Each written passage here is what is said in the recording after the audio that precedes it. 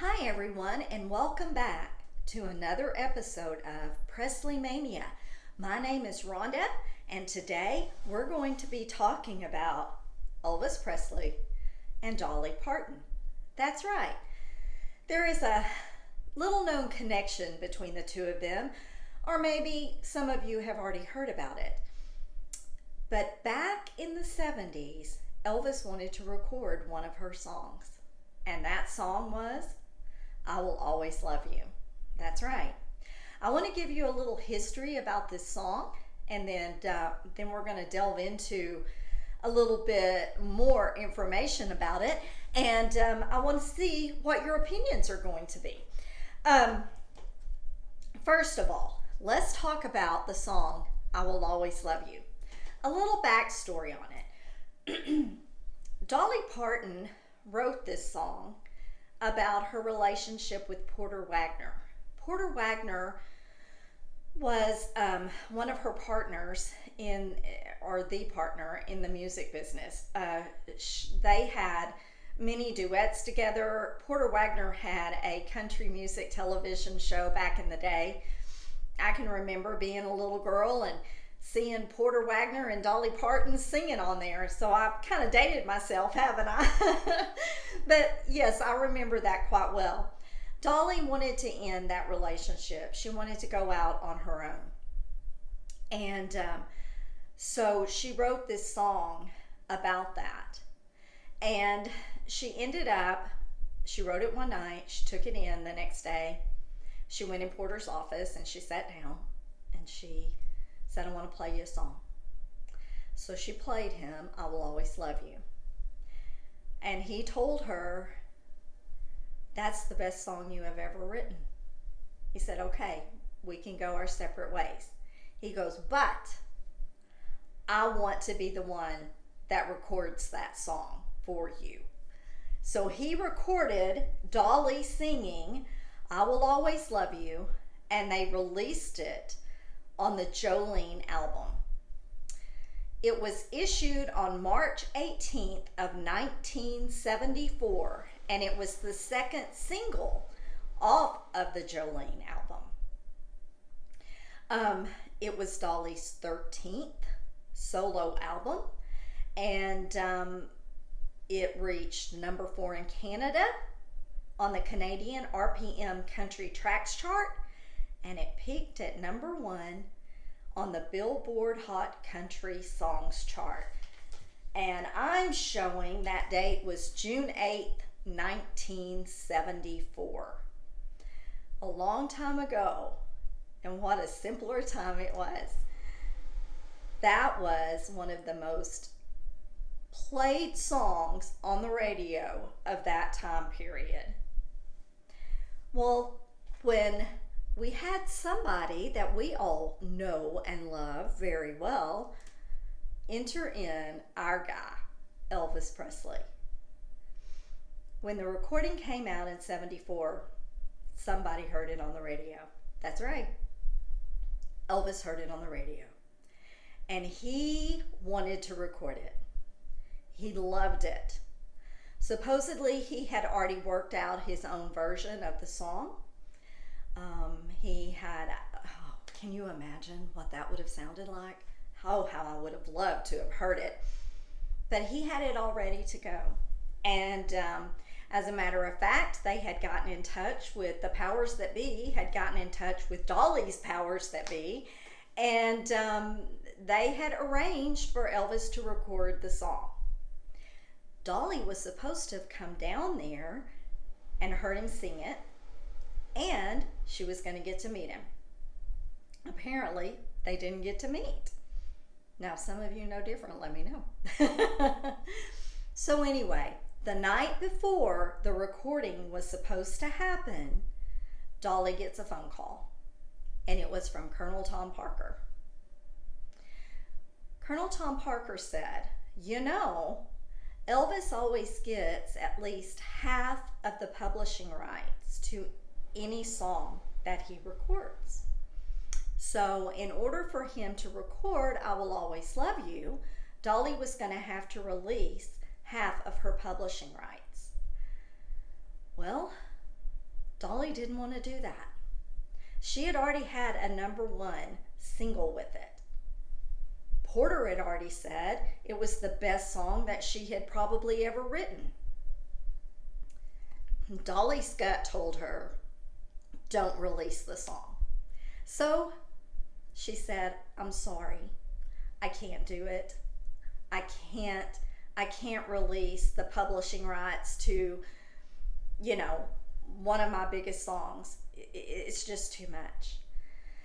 And she said that she ended up just crying all night long because she was so upset that Elvis wasn't going to be able to record her song. She said to her it was like the worst thing. It was like she had so looked forward to him doing this, and now all of a sudden those hopes had been dashed.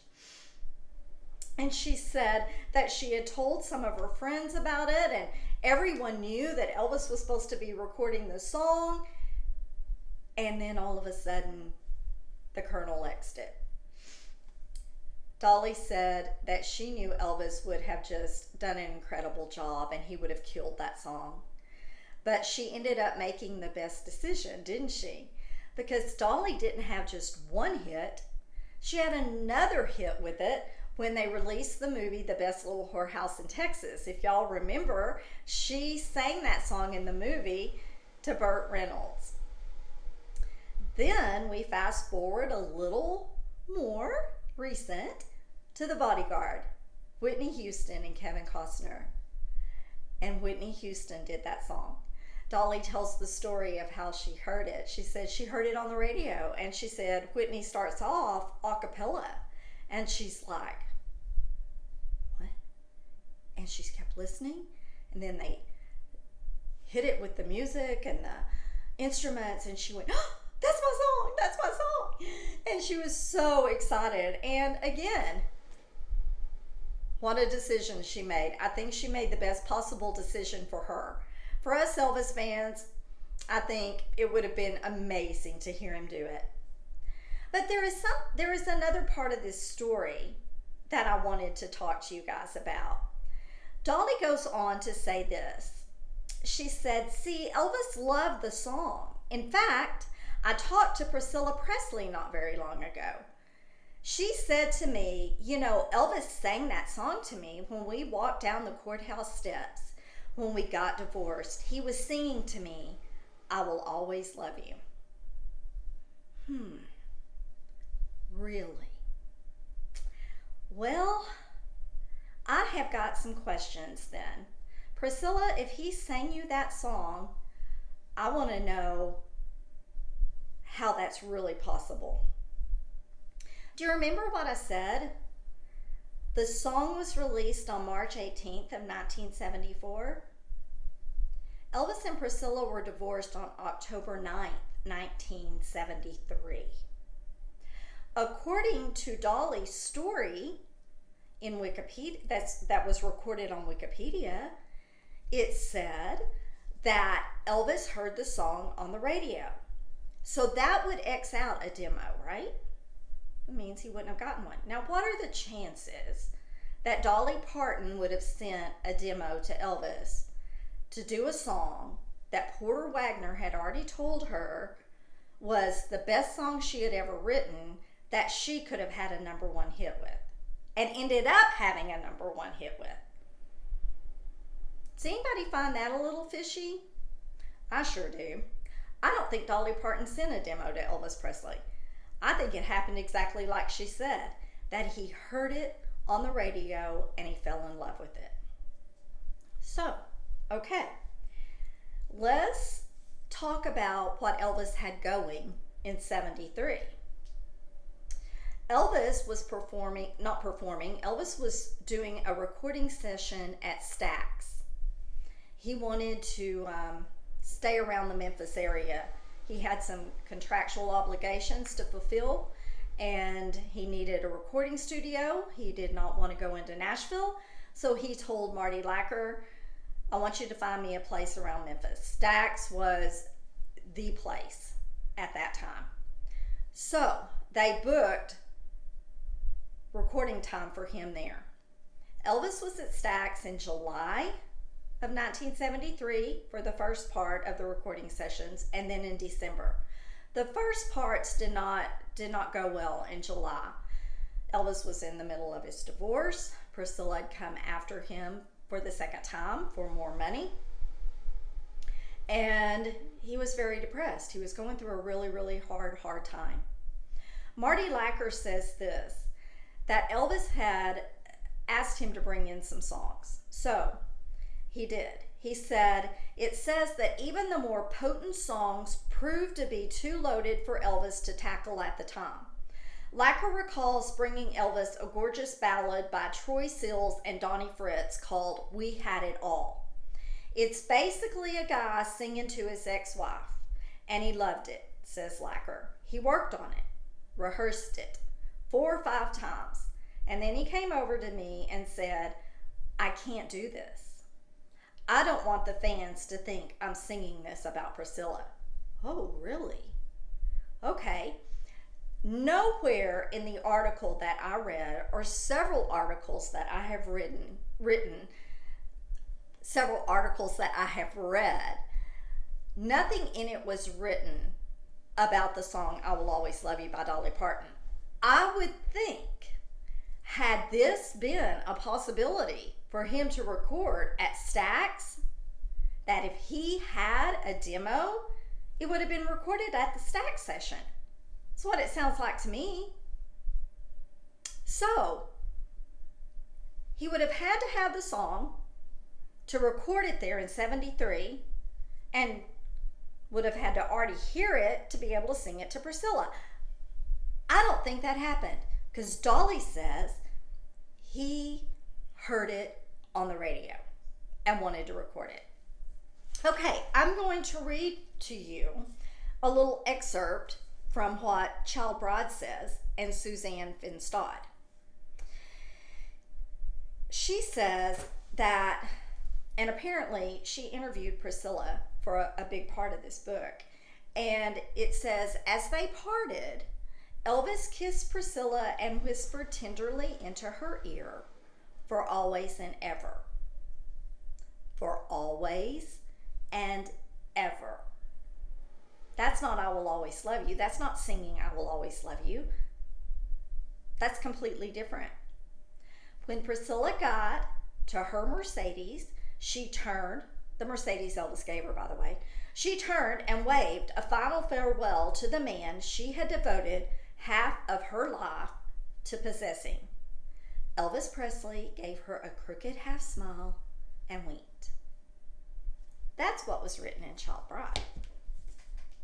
I have Priscilla's book, Elvis and Me. Let's read what she had to say. Uh-oh, I just lost my page. Here we go. I found it. Okay. Feeling a great sense of emptiness, I walked with Michelle to my car. Elvis, his father, his attorney, and a few of the guys walked over to his limo. In passing, I waved. He winked. That's all she says about what happened after the divorce. Yeah, we saw them walk out hand in hand, arm in arm. Sure, we did. Will we ever know exactly what was said? Probably not. But based on the facts that I have just shown to you, it seems pretty clear to me that that wasn't even possible. They divorced in 1973. Elvis heard the song in 1974. It wasn't part of the songs that he was supposed to record at Stax in 1973. So how did she come up with that? Did she say it just to make Dolly feel good? Did she have any idea that Dolly was going to go and tell the press about it? Probably not. But that's a pretty big story. I'm sorry, I'm not buying it. Priscilla, I am not buying that line. I don't believe he sang that song to you. And frankly, I'm getting a little tired of the lies and a little tired of the stretching of the truth. We love Elvis. You left him. Jerry Schilling said in an interview or an article that I read recently, and thank you to a dear friend of mine who sent it to me. I appreciate it so much, girls, so I can't take credit for finding it. He said one of the saddest days he remembers is the day that Priscilla took Lisa from Graceland and was taking her back to California. That when Elvis had to go and hug and talk to Lisa and tell her bye, that he had tears in his eyes. And Lisa was like, Daddy, are you crying? Are you crying? And Jerry said the look that Elvis shot Priscilla would have sent chills down anyone's body. Said he had seen that look before. But he said this time he gave it to Priscilla. And he said, and it was not a good look. Elvis was visibly upset. He was visibly angry that she was taking his beloved Lisa Marie. He said, Elvis said his goodbyes. He went upstairs to his room, and that's where he stayed. He didn't come out for a while. As I recall, I may have this wrong, but as I recall, I believe it was a couple of days. And the guys were worried about him, so they would go and they would put their ear to the door and listen. And they would hear Elvis sobbing. They would hear him crying. They would hear him get angry and yell. He was hurt. He was disappointed. You know? Priscilla, I don't know. I mean, there are stories that say that he never wanted to marry her. I don't know. But that, you know, that's what we've heard. I wish we knew the answers to all of that. We can guess. But the bottom line is, now she claims that Elvis is the love of her life. If someone is the love of your life, do you do that to them? Do you take their only child? Seems a little far-fetched to me. I hope you've enjoyed this segment of Presley Mania and what I've had to say about the Dolly Parton interview and what she had to say about what Priscilla told her and the whole backstory of I Will Always Love You. If you liked the video, please be sure and hit the subscribe button and also hit that bell because it will notify you when I have another video that's available for you to see. I try to upload videos on Mondays, so be looking for them.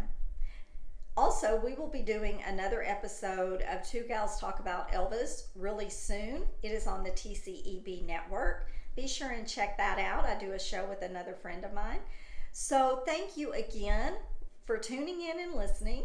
And I really hope you enjoyed it. And please let me know what you think in the comment section below. I would love to read those comments, whether they're good or whether they're bad. Thank you so much, everyone. Have a great day. And remember, live life to the fullest. You only get one chance to live it. Bye, everyone.